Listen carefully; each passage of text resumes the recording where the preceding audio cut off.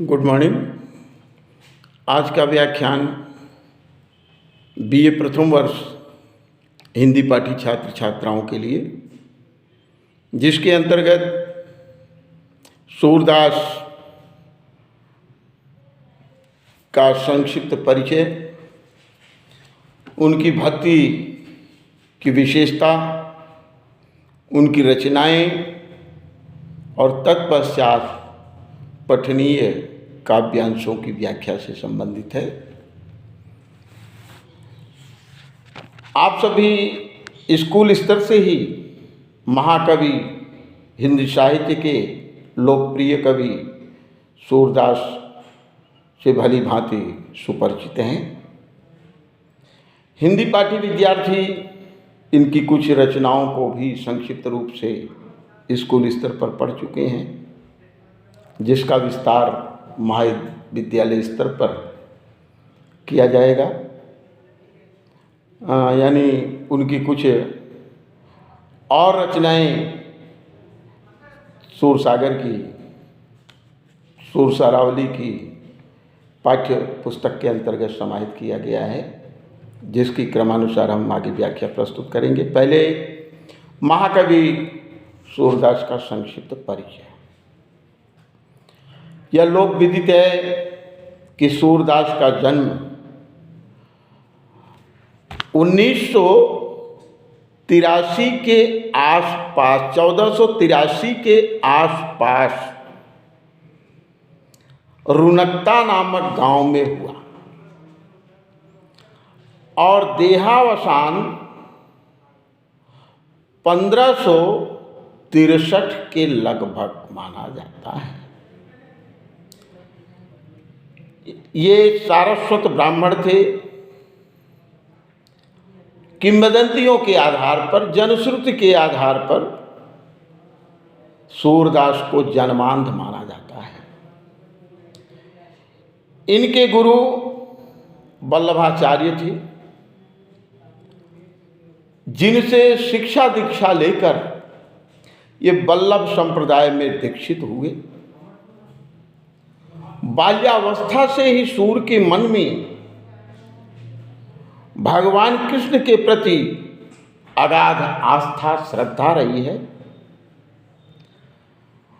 ये ब्रज में गौ घाट पर श्रीनाथ जी के मंदिर में रहकर कृष्ण की भक्ति में तन्मय होकर नित्य नए नए पद बनाकर गायन किया करते थे और भगवान कृष्ण को अर्पित किया करते थे।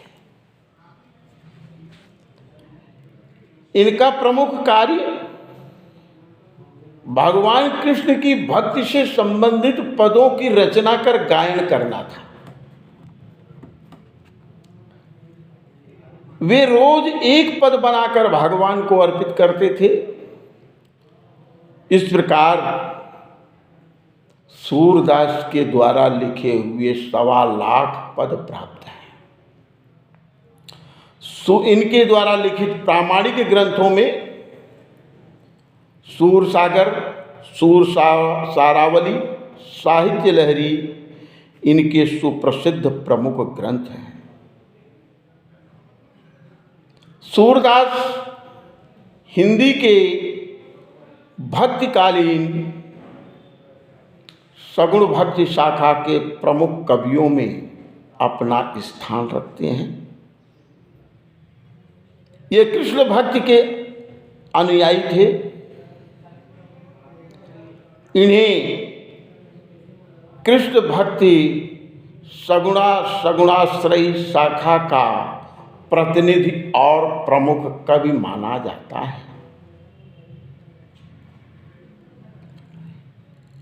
इनके द्वारा लिखित ग्रंथों में, इनकी रचनाओं में कृष्ण के जीवन की समस्त घटनाओं का सांगोपांग अत्यंत अलंकारिक और श्रृंगारिक रूप में गायन किया गया, वर्णन किया गया। बाल लीला, रूप माधुरी, संयोग, वियोग, श्रृंगार के समस्त भेदों पभेदों का स्वरूप इनकी रचनाओं में दिखाई देता है।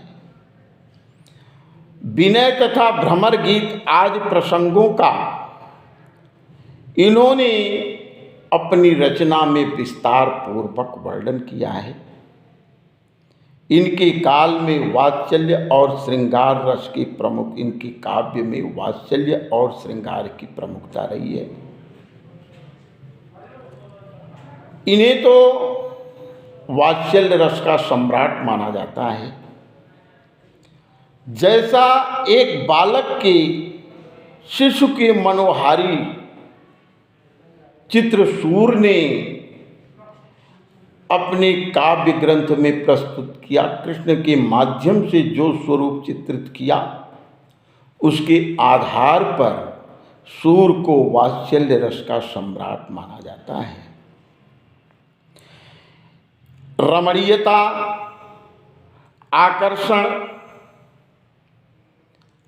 और रसानुभूति की जो क्षमता सूर की रचनाओं में है, वह शायद अन्य कवियों के काव्य में नहीं दिखाई देती।